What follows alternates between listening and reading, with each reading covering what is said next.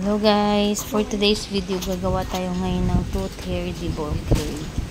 Yan yung flour na ginamit ko is non-edible, artificial flour lang. At ito yung cake guys, tooth hair na yan siya. Yun, ito yung pinagkagayahan natin na design.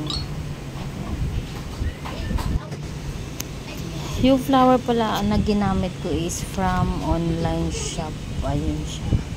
Ngayon i-arrange na natin siya kaya doon sa picture na sinend sa ating ni client.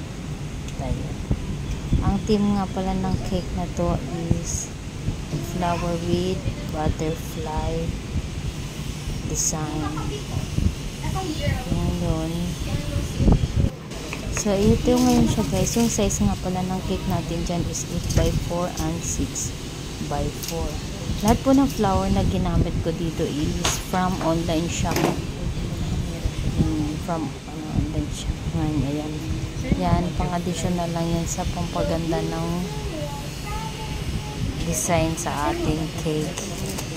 Yan, ito naman guys, yung flour na, yung flour, butterfly na ginamit ko is from online shop lang din.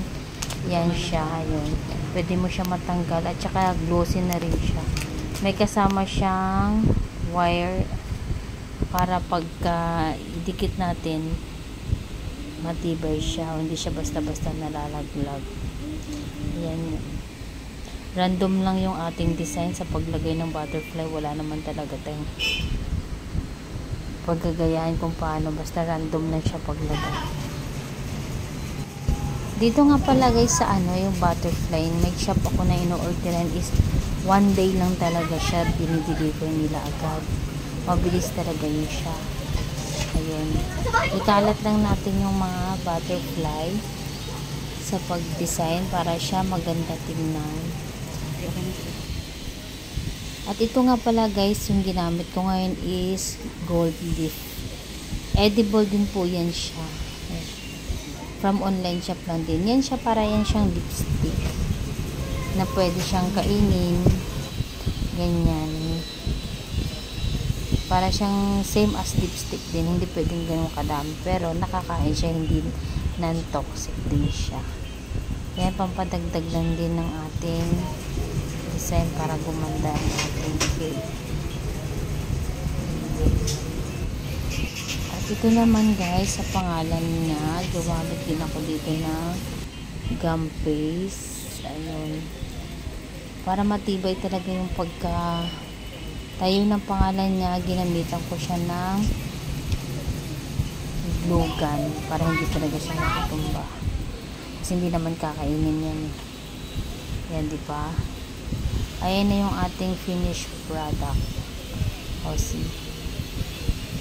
Happy 1840 nga pala sa Kylian Zilay. Ito guys, tapos na ang 1840 na cake. Ang theme is pink and butterfly.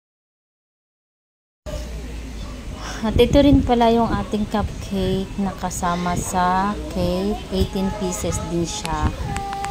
Ayan.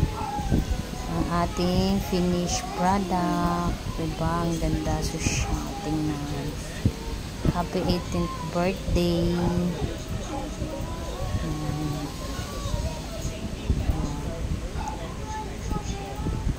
Ayan guys. So, thank you guys. Thank you for watching. Until next video. Bye.